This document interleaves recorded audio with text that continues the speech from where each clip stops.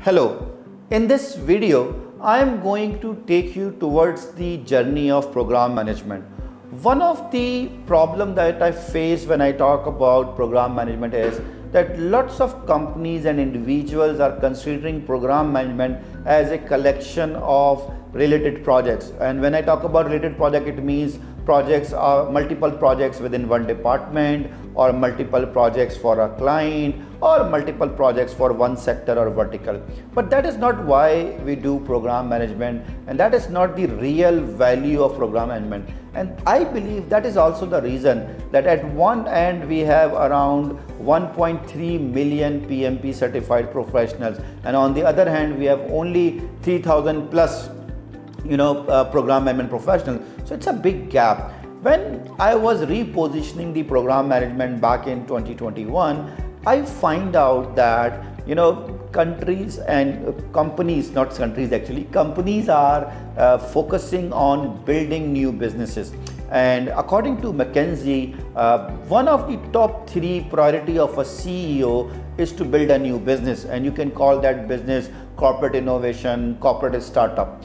And they want not just to build a new business, they also want to use this business to generate minimum 50% revenue of their current business. So you can see that if you are in a billion-dollar company, it's not about an ordinary startup which is earning $1 million, $10 million, $50 million. I'm talking about here $500 million minimum to have it. In that perspective, and you are going to talk about that much mindset, that much value for your new business, then project management is not something that we can utilize to achieve that feat. We need to see program management methodology or framework for building a new business within an organization. Generally, when we talk about project management, we talk about scope, time, and constraints. But when we talk about program management, we talk about benefit, time, and cost constraints. What is benefit? Benefit is basically business objective that we are going to achieve within a given timeline or within a stated timeline. In that perspective, when we do any initiative, right, every initiative has a product objective and a business objective. When I talk about, and I generally use this example a lot of time, when I talk about CRM, customer relationship management system, CRM, the business objective of CRM is increase sales. I would say one of the business objective of CRM is increase sales. But when I talk about the product objective of CRM, it's to have function and features that can track the leads, capture the leads, and rank the leads and convert the leads into sales, and see the sales team you can say achievements. But very interestingly, when we talk about doing that initiative as a program, it's not only to achieve the product objective, it's also to achieve the business objective within a given timeline, because program is also temporary. So in that case, my related projects would be building the CRM, hiring the sales team, training the sales team, and yes, making sales, right? And see that how it is going to increase sale within a specific timeline. And then when we are going to transition our product or service, we are not only transitioning the function, feature, and assets, we are transitioning them the working or the CRM that is generating sales for our company. And now the company representatives or customer or business and operations or sales team, they are going to continue utilizing or realizing the benefits that we have generated. So that's very interesting to see the value of program management. When we use that mindset of building the new businesses, it will give us the leverage of seeing the overall result of program and the new business in an organization. And then the third important aspect is the program manager. So organizations and corporations are looking to build new businesses. They need to use program management as a tool or a framework to build new business. And then when program manager is going to achieve that feat, when program manager is going to launch a new business which is going to generate currently business revenue or 50% of the current revenue of the business, then what is the value of program manager? What is the future of program manager? Yes, program manager is going to be the next CEO, because program manager worked as a temporary CEO, because program is temporary. So program manager worked as a temporary CEO within a program to deliver these benefits, and now he or she is basically destined to become a next CEO. And this happened for Google CEO, this happened for Microsoft CEO, and this happened for lots of people across the world. But maybe they were not calling that thing as a program, they were calling it as a product. But now that shift is happening, and you can say that we need to also adopt that shift in our career, in our organization. So you can see that if we want to see what is our future, how we are going to look at the organization and our career, that can be join forces together when we are going to align or achieve that sweet spot. When we see the organization problems, when we see the organization challenges, everybody is talking about disruptions. It's like we are talking about a HBO series where we talk about winter is coming. So now winter is not coming, disruption is coming, or disruption is at our door. So what is the problem or challenge of a CEO, or what is the challenge of a board? That we should not be disrupted. We should be the disruptor in our industry or in our market. So when you want to do that, you need to experiment multiple ideas and see how or which idea is going to make you profitable or seal your future. In that perspective, when I see how we are balancing our portfolio, so at one end, organization CEO needs to balance his present business as well as current or launch a new business, or you can call it as a exploit the current business and earn more revenue and explore the future avenues. When we are going to exploit the current business, we need to run our operations at optimal speed or with maximum efficiency, and we need to launch multiple projects that will help us to increase efficiency, effectiveness, and marketability. But on the other hand, we need to launch multiple programs that are going to test our hypothesis and experiment new businesses and make them business profitable. So that's how we see the implementation of project versus program mindset. Although you can argue that such programs can be used for merger and acquisition, program can be used for launching a new product, program can be used for going for expansion in local or global areas. Yes, all these initiatives are for supporting the core business or exploiting the current business.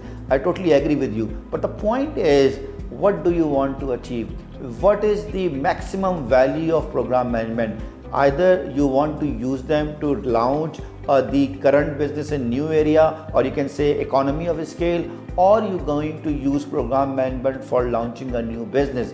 Both are valid, but the value we have highest, or the highest value we have when we are launching the new business. So in that perspective, we need to see how we can identify the opportunities in the market and set the strategy for the organization and target multiple experiments, because there is no such thing which is going to say that this is one idea that I am going to try and it is going to make to help me to grow and sustain in the future. That's not true. Maybe we will be trying 10 ideas, 20 ideas, 100 ideas. I was reading a book, it says that Bosch tried 200 ideas, and every idea or the, you can say, experiment, they funded with 100,000 euros per idea, per experiment. So you can say that they have financial muscles, so they can try that. So from that 200, initially they select 60, then 15, then 3, and all become billion-dollar initiatives. So you see, that's very interesting to see how we are balancing our portfolio, because balancing the portfolio is very important, because that portfolio will help company and the program manager to see where we reside in the organization, how much leverage I have. And when I talk about balancing the portfolio, I would say to read Innovation Portfolio article by Nagy, and it says that a company business can be defined as core business, adjacent business, and transformation business. core business is what they are doing right now. So let's suppose if we talk about the tech giant like Facebook, their core business is the Facebook platform which connects people throughout the world. Then their adjacent business is WhatsApp, Instagram, and now they are experimenting AR, VR and AI for building their next future. And interestingly, when I was talking about the branding, I find out that being first is not important, but being last is important, right? So you may be first and you launch something new, but then a big giant came in and you are nowhere. You have eaten by them or be acquired by them. If you are being acquired with good value, nothing like it. But that's how we see the business value. That's how I see the career path of the program managers. So first, we need to see new businesses through program management and our path towards becoming a CEO. When we understand this thing, then as an organizational level, we need to see how much leverage we have in terms of experimenting the ideas, in terms of getting the support from multiple people. And here, when I say that I am going to experiment the ideas, I am going to explore something new, I am going to talk about future, we need to first see what is our strategy for future. You cannot go and say that I am going to explore multiple ideas, one idea in digital health, one idea is car industry, one idea in manufacturing, one idea in you can say in blockchain, or in you can say cloud computing. No, you need to define a focus, right? So you can say that how can I leverage my current business, how can I leverage my current business capability and move on. And I see that based on my research and data review that most companies try to leverage their existing capabilities and then outgrow them. So that's how you need to see what are our diversification strategy. That diversification strategy will help you to identify the opportunities in 1 and 2 areas rather than going all out and see what is next and what we can try. That is not going to help. So it's very important when we develop a strategy for our core business, we also need to develop this strategy for our transformative business, for our exploring opportunities. Once we understand that thing, we need to see what kind of strategy we are using, what kind of document and template we are building when we are talking about this thing. When we talk about experimenting the multiple ideas, we generally talk about building the business case. Business case is a good tool when we are going to expand our services. A business case is a good tool when we are going to launch a business which somebody else is doing it, and we find that still there is enough gap, still there is enough market, and if we came in with good product, with better pricing, with the targeted marketing, we will have our space and will earn good money out of it. And we can see lot of companies, lot of big giants jump into launching businesses which are already in the market and they are going into that business, or they can go by building the whole new setup, or sometimes they just acquire a company and utilize their leverage, their services, their actions, and going for making their business as the new product. But when I talk about transformative business, it's basically building a new niche. It's basically building a new business in a new context. That's how we talk about the revolutionary business. Because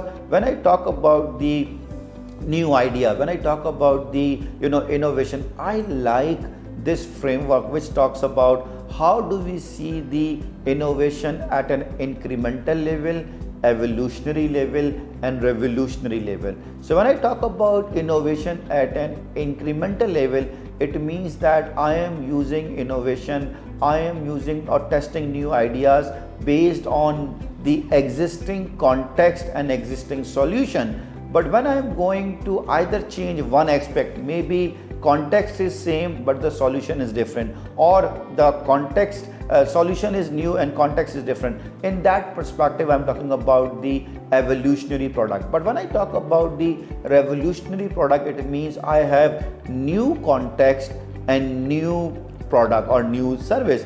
that's how I'm going to build something that is going to change the market or disrupt the overall market. So we need to see what is our innovation strategy, how big leverage we can use or try or experiment. And when we are going to experiment that thing, obviously we cannot use a traditional business case model where we talk about market segments, available customer profiles, the cost of doing the business, cost of launching the business, risk in terms of social risk, development risk, and then the anticipated revenues that we'll get. In that context, we need to use a business model canvas, because your business model canvas will help you to test multiple hypotheses. And business model canvas use basically 9 different elements to build your business case or a type of business case in a quick fashion.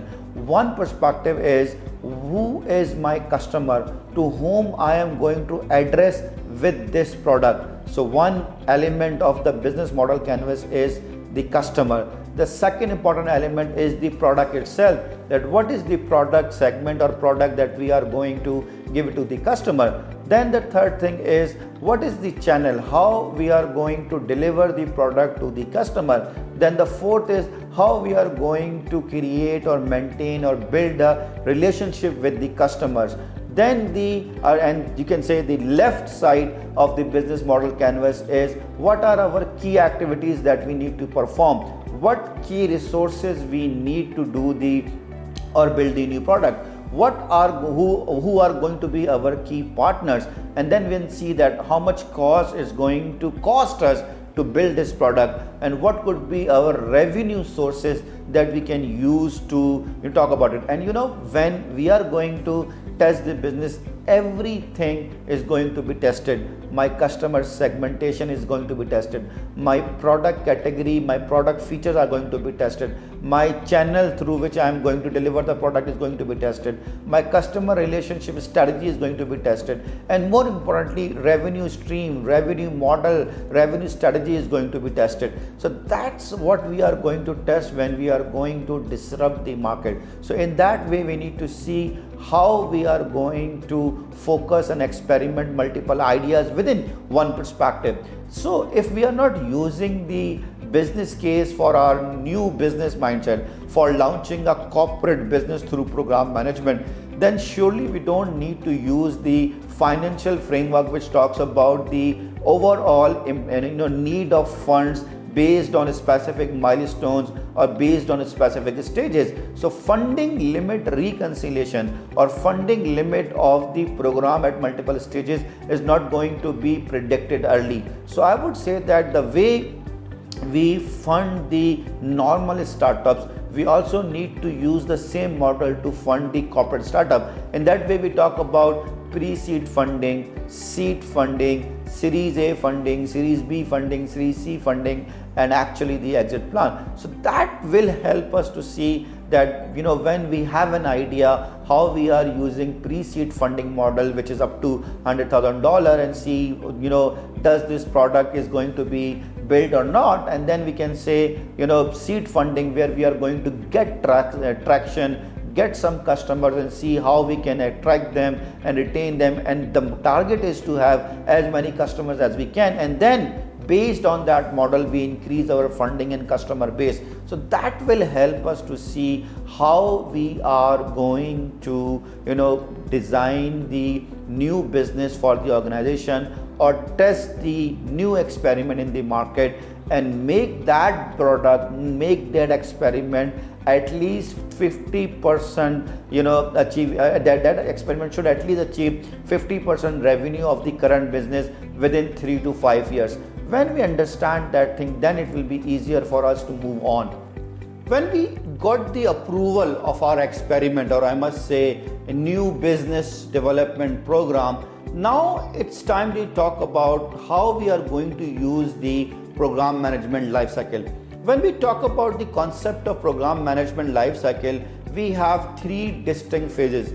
First phase is program definition. In that perspective, we talk about that we have identified that there is a need, or we have a business case, or we have a business model canvas, and based on that business model canvas we are going to start the program. When we are going to start the program, another important element is within the program definition phase is that we need to plan the program.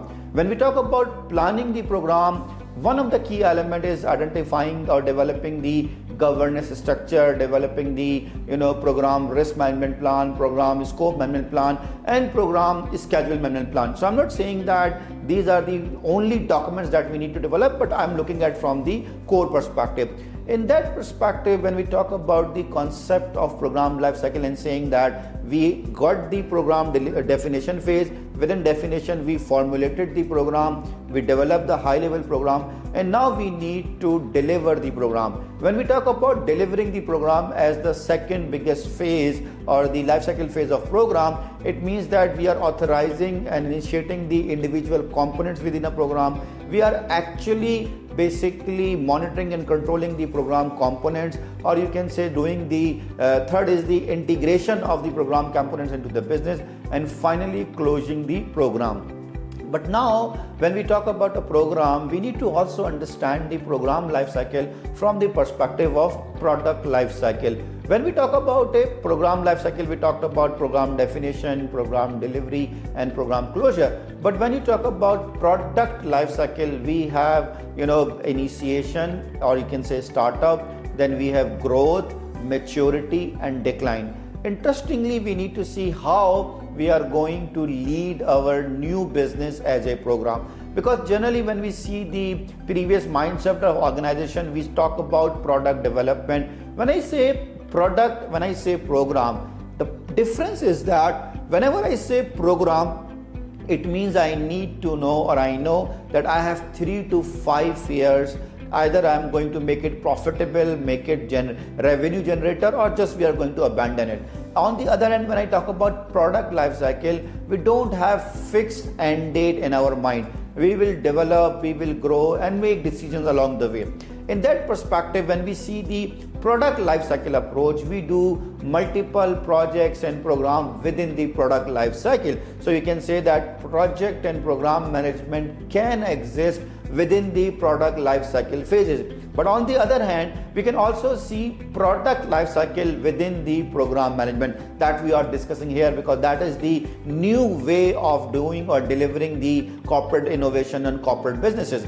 When we understand the difference between program life cycle and a product life cycle, and we are going to deliver product within the program, the first important element after the initiation is setting up the governance structure. Because when you talk about a governance means who is going to make a decision, how the decision is going to be made, and how it is going to enable the collaboration. Generally, we talk about corporate governance versus the program governance. Corporate governance is all about how we are going to run the company, and when we talk about the program governance, it's all about how we are going to run the program. Generally, people got confused between governance and management. So you can say that governance is all about formulating the strategy, and management is all about executing those strategies. So that's how we can define at a high level the difference between governance and management.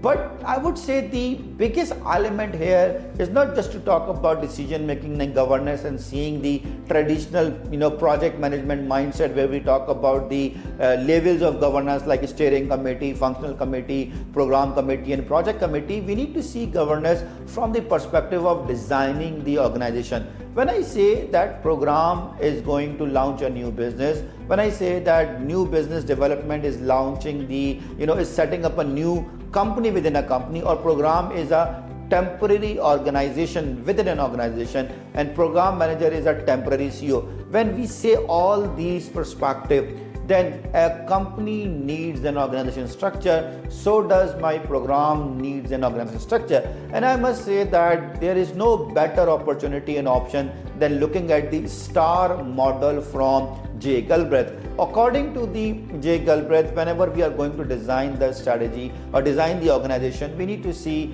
5 key parameters, because they are based on contingency theory, that it's not necessary that if A company is doing something, B will also do the same and achieve the result. So strategy, what is your strategy? Are you focusing on growth? Are you focusing on new ideas? Are you focusing on quality? Are you focusing on operational excellence? What is your strategy?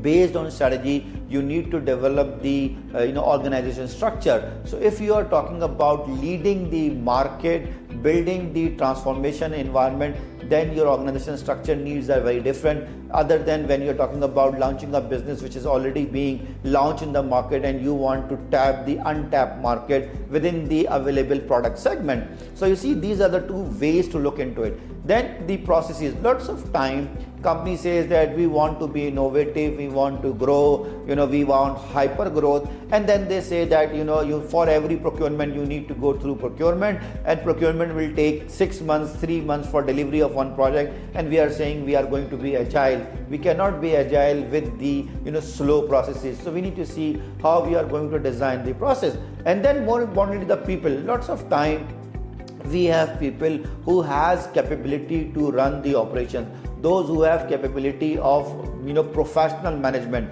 how to manage the efficiency. But when it comes to experimenting new ideas, when it comes to leading the transformative projects, they lack the entrepreneurial mindset. So these are two separate things, right? So that is why people are saying that MBAs are not providing the entrepreneur, because MBA is all about efficiency and effectiveness and leading the established business. What about starting a new business? What about establishing a new business? What about testing the new ideas? That is where a traditional MBA lacks. That is why we need to see, do we have entrepreneurial mindset people, or do we have people who are focused on efficiency? If we want to run the operations, and if we want stability, then of course we need professional management. But when we want to try new ideas, experiment new areas, disrupt the market, professional management is not required here. We need more entrepreneurial risk approach people. Then the reward criteria, you cannot just talk about and give them the appreciation letter and recognition emails. You need to talk about the concrete steps and concrete equity shareholding in your new businesses. These are the approaches that you need to look into it when you are talking about building a new business. And when you talk about building a new business within a program, you also need to design the program governance structure. Not just the governance structure, also see how we are going to build the culture of a program. Culture is more importantly that how people are interacting with each other. In that perspective, when we talk about culture, we can use cultivation culture, competence culture, control culture, collaboration culture. So we need to see that what kind of a program, what is our transformational product as a whole. Do we need to collaborate with multiple companies to launch it? Do we need to do a lot of R&D to launch it? Are we going to be innovative in our product perspective? Is it going to be in a structured industry? That are the elements that we need to look into it when we are going to design the program governance. Once we understand the program governance and take the necessary steps and the models to design it, it's another step to identify who are our stakeholders. Generally, when we talk about our program stakeholders, it's not that who are doing the project. It's not a traditional definition of looking at the stakeholders that who are going to impact the project and being impacted from the project, or impact from the program, or being impacted from the program. When we see the program, we need to see two major big groups other than the program team and stakeholders. One is the internal management support, because whenever there are crises, whenever there are some fund congestion, what we do, we kill our innovative projects, we kill all of our trainings because we think they are overhead. We need to focus on our core business. So we need to see how we are addressing these challenges when it comes to understanding or getting the support for our new business.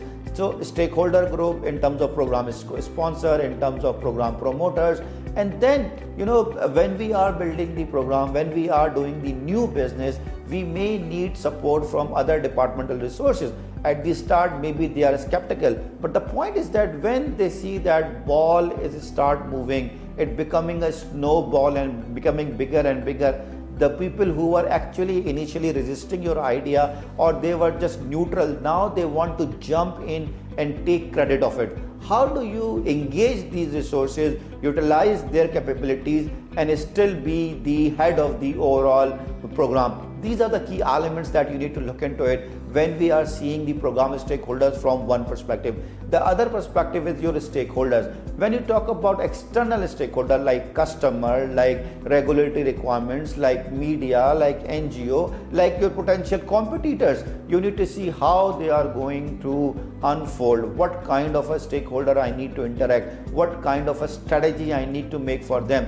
And most importantly, the key element is what is my communication model and mechanism that I need to build when we are going to engage these stakeholders. So these are the key elements, key takeaways that we need to understand when we are designing our program and understanding the overall stakeholder relationship within a program. So identification of a stakeholder and analysis of a stakeholder is critical in our program. We can't see them and stop them that we will look into it when it is needed. No, we need to start taking care of them from the start of the project or from the beginning of the program. So that's how we look at the stakeholders. Another important element when you talk about the stakeholder is understanding their needs and expectations. Sometimes when we talk about building a new business in a multi-billion-dollar company or a multi-million-dollar company, one of the key expectation is that the new business is going to be minimum 50% of the current business revenue. That is a big ask. So we need to see what is our growth engine, how we are going to sustain and build the growth of our new idea, and what is our scalability and sustainability, how we are going to hold the competitor in this environment. Let's take an example of ChatGPT versus Google Bot. ChatGPT utilizes billions of dollars of fund to make it, and now here comes the Google Bot. Yes, right now Google Bard is not the big giant, or it's not competing the way it should compete with the ChatGPT, but who knows about the future, right? So maybe they are going to leverage their existing customer base to see and utilize the Google Bard, or maybe they fail. So these are the elements that we need to look into it when we are talking about stakeholder engagement at the initial time of the program planning. Once we understand that perspective and understand the dynamics of program stakeholders, next important element here in this perspective is what are the key benefits that we are going to generate. Generally, when we talk about benefits are assets that we are going to build, or that benefits are values that company or other stakeholders are going to generate. Benefit could be tangible, benefit could be intangible. So tangible benefit is increase in revenue, intangible benefit is our brand value, right? And when we talk about the program, so there is a possibility that program is going to generate benefits after the delivery of the program, or there is a possibility that program is going to generate the benefit during the program execution. So we need to see that what is the delivery mechanism of benefits within the program. And most importantly, we can develop our program benefit register or program benefit realization plan. Because when I say that we are developing a program benefit realization plan, it means we are talking about how many benefits we know now are going to be realized, what are the qualification of benefits, right? How we quantify the benefits, what are the projects that are required to execute to achieve those benefits, what are the key matrices or KPIs that we are going to measure the performance of our program benefits, what are the key criteria or key success criteria or targets that we are going to assign to each KPI,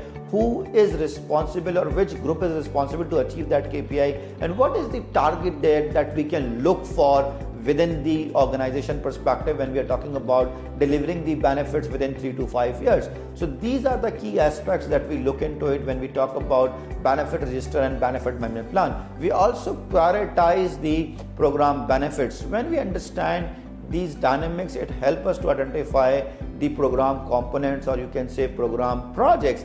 Interestingly, when we talk about program components, there could be some program projects which were initiated before the program was conceived. There were some ideas, there were some tests that was already going on in the company, and then when you launch a program, they become your program projects. So there is a possibility that program projects were initiated before the program itself.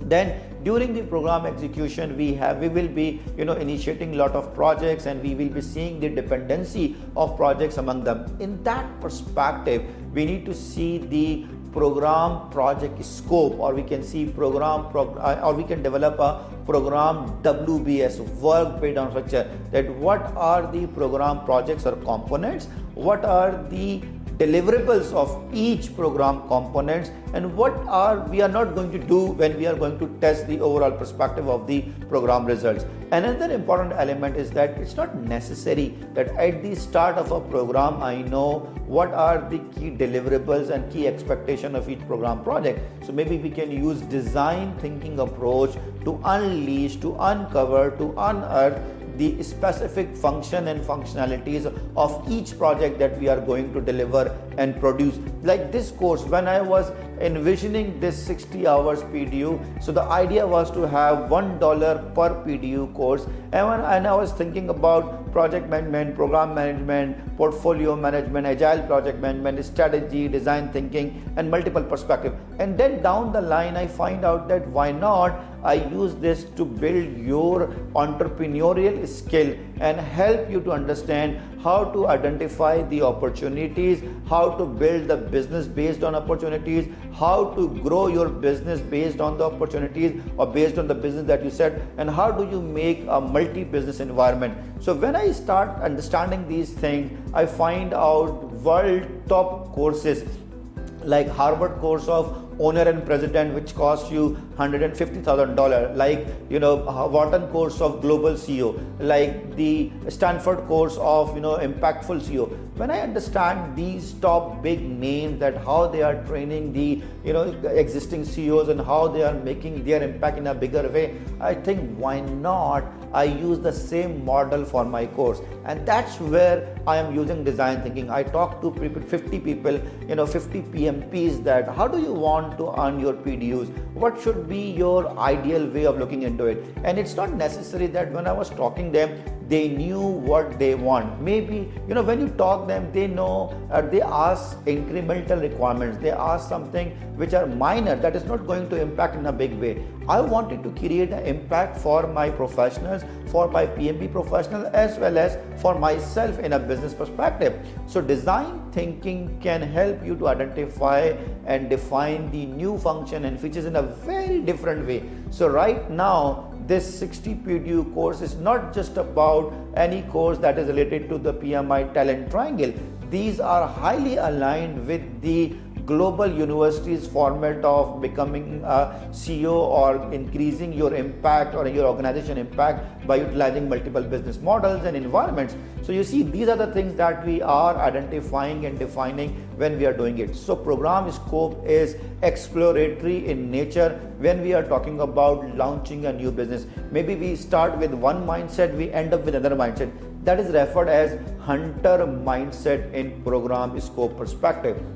When we identify and define the program WBS utilizing the design thinking mindset, we can also use a system thinking mindset to see what are the components, what are the elements that we need to look into it. We cannot just talk about the product itself. We need to see who is going to use the product, in which environment they are going to use, what value they are going to generate, which organizations they are going to hire them.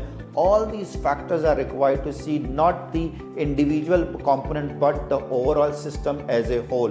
Once I understand the difference between design thinking and system thinking and leverage both for defining the scope of the program, next is to understand the complexity of program components, dependency of multiple program projects among them, and developing a program roadmap. That what are my program roadmap, what are my key milestones that I can anticipate, what are the quick wins that I can look for. That will help me to estimate the overall time and cost of my program with the intended benefits. Once I understand these perspectives, then the next important element is to identify what are my program risks, how I am going to address those risks. When I talk about program risk, one of the key elements that I need to look into it when I'm doing the program as a new business, a program for new business building, is what are my company strategic risk thresholds? What should be their risk threshold in terms of scope, in terms of time, in terms of cost? So let's suppose when we are building a new business, the overall cost threshold or benefit threshold is that this business should be able to generate minimum 50% of the revenue of current business. So that's how we think about it. We cannot talk about 10%, 5%, 20%. That is the risk threshold that we are looking into it. Same way, we cannot take 10 years. We need to start generating some revenue probably from second year or first year. That's how we talk about the schedule, threshold in terms of the benefit achievement or benefit development. Same with the cost perspective, that how much cost we are going to generate, when we are going to generate our cash flow, and do we need some cash or we need to generate from ourselves. So these are the risk thresholds that we need to look into it when we are executing the program for corporate business. Another important perspective is that when we talk about the program, we need to identify what are the business risks, what are the product risks, what are the adoption risks. It's not necessary that we only talk about the technical risk of developing the products. We also need to see what are the risks that we need to address in terms of developing the products, in terms of marketing the products, in terms of gaining the initial traction, in terms of retaining the customer, in terms of adopting the new technology. So these are the elements that are going to impact us in terms of delivering the product and service and achieving the benefit, all as well as the disruption of the market. Once we understand and design these factors into our risk management, then it will be easier for me as a program manager and CEO to see what are my chances and how much risk I can take in a program. Then the next important element is the program delivery. When I talk about a program delivery, it's very clear that program manager is working as a temporary CEO. It means that when I talk about a CEO, the key challenge of a CEO is setting the organization direction, and your organization is your program. So how many experiments we are going to do, what hypothesis we are going to test, what are the key parameters that we need to look into it, what strategic choices we are going to make in terms of developing the product. Maybe we need to pivot, maybe we need to change the customer, maybe we need to change the product itself. So when I started my program management journey, I started with the concept of my PMP participants. But after 3 months, I got to know the actual market is not my PMP participant, is people who are abroad, who are in UAE, who are in USA, who are in Canada, and they want hyper growth because they have a lot of competition and lot of opportunities as compared to Pakistani PMPs. So that's where I just pivoted the customer base and moved into that area. Then when I start talking about program management, I was talking about program management from the perspective of becoming a CEO and seeing things in a different perspective. But I find out that I am missing one key component, and that key component was program as a corporate startup vehicle. And when I add that thing into the overall mindset and the framework, it makes a lot of sense. It becomes easy to sell, it becomes easy to promote. So it's very important to see how we are setting the direction, and change management is critical for the overall program. And when I say that we are leading a program, we are talking about the program as an organization. It means I need to have a mindset of agile leader. When I say agile leader or adaptive leader, it's all about based on the experiment results, based on the market data, based on the initial feedback. I need to redefine my new target. I need to set the new release goal. I need to reset my goal post, and I should be comfortable with changing it as many times as I need it or the market need it. So in this perspective, I need to learn and practice decision making.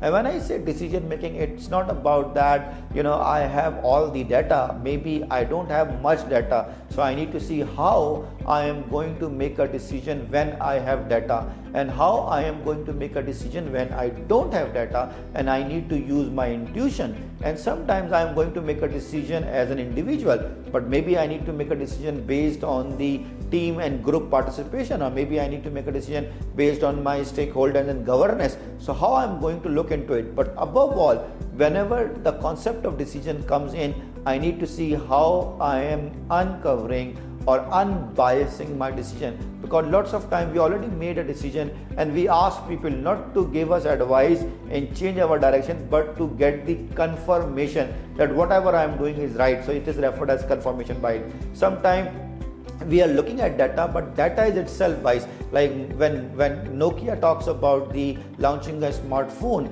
a woman called Emily, she went to them and said that you should launch the smartphone, because she went to multiple people and showed them the prototype and get their feedback. And then they said, no, your feedback is only from 100 people, and we did a research, we have a data from thousands of people, and they are saying that we are doing good job, and whatever we are producing, it is with their needs. And that is a very interesting, I would say, TED talk to watch, where it says big data versus thick data. So maybe we are collecting the data in a wrong way, or maybe we are collecting the data in a way we want to see. So these are the perspectives that we need to look into it when we talk about unbiasing our decisions and making decision based on the need of the environment. When we understand that thing and we talk about becoming a global product, making it a bigger impact, we need to see how we are going to talk about scalability, what are the scalability challenges, how we are going to make it a big brand, or how that product is going to stand true for the current business brand. If a company is big, if a company is $billion company, one of the key elements that they need to protect or enhance is their brand.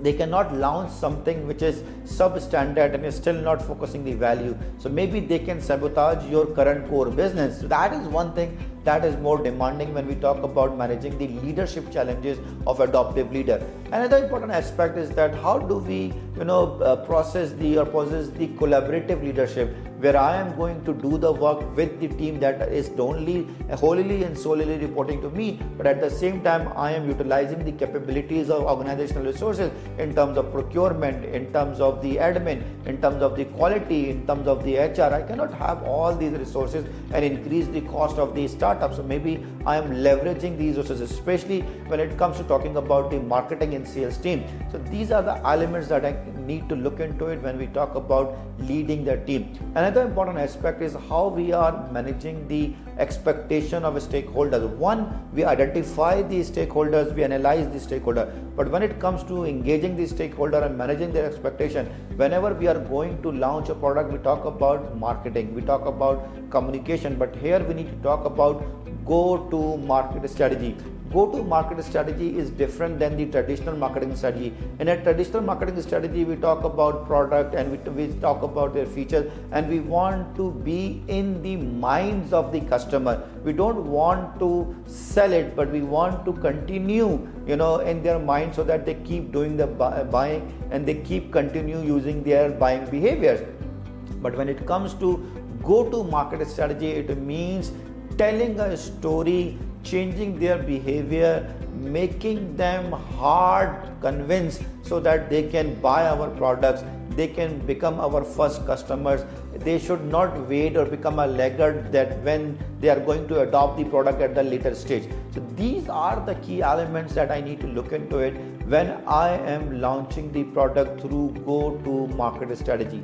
Once I understand the go-to-market strategy, then I need to see that how I am using the change management not just to survive but also to thrive. Because when I see the business from the survival mode, from the deadline perspective, I want to protect it, I want to follow the policy and procedure, and that is where a lot of corporate startups got failed, because they want to be within the umbrella of current business. But on the other hand, when I'm seeing the change from the thriving perspective, from the entrepreneurial mindset perspective, I want to seek more opportunities and create excitement. That is where we are talking about running two different operating systems within one organization. One operating system is to run the core business with defined policy and procedures, and the other operating system is the entrepreneurial mindset that we are utilizing to launch a new business through the program management perspective. When we understand and comprehend these things, change management becomes easier for us, and pivoting our idea, changing the customer base, challenging our assumptions, and discussing how we can improve better is the core component. Another key element that we need to look into it when we talk about the program management is their performance. So performance is not only about how much work we have done, how many milestones we have achieved. Another key component is that we can use the very interesting model that we use for startup is problem solution fit. That did we develop the product, or are we able to solve the technical problem or not? Second is that product market fit. Is customers are buying it or not? Are customer willing to go for it or not? Are they giving their feedback or not? Then we can also talk about product, you can say marketability or product scalability perspective, that how we can scale our product. So we got product problem solution fit, we got product market fit. Now we need to see how we are going to escalate it. So product scalability fit is another perspective. Once we understand this perspective, then we need to run on the gas and start doing marketing and sales so that we can achieve more sales and get the value that we are intended for. So these are the key matrices, these are the key KPIs that we need to look into it, instead of talking about person complete, physical complete, milestone achievement, projects completed. So when we see what are the key innovation metrics that we are going to look into it in terms of number of ideas tested, number of markets tested, number of type of users we have been tested. So these performance metrics in terms of innovation are going to help us to build the innovative product, transform the market, become a radical player in the market, and disrupt the overall game. Finally, when we talk about the concept of transitioning the product or service, so as it is the new product, as it is the new market, I'm not going to transition it to the existing operations department, but it depends upon the organization hierarchy and culture. Mainly either we create a new company or we create a new business, a new department that is responsible to manage the operations of this program based on its feasibility and viability. When we understand this perspective, we need to see how we are going to transition the product and service to the customer, to the new department, to the new company, and more importantly, what are our sustainability matrices. Because when we talk about the sustainability matrix, that will help the team to achieve the results that we were achieving during the execution of program, and now they are responsible to continue achieving it, or use the value or the model that we're looking for it for this scalability perspective. So these are the key criteria, key elements that we need to look into it when we talk about the program. So program, as I said earlier, is not just collection of related projects. Program is basically collection of related projects by utilizing the design thinking approach and developing designing the governance structure to build a new business which is going to become a next level revenue generation for the organization. I hope you enjoyed the overall journey of program management from the perspective of new business building and your career for becoming a next level CEO. Thank you.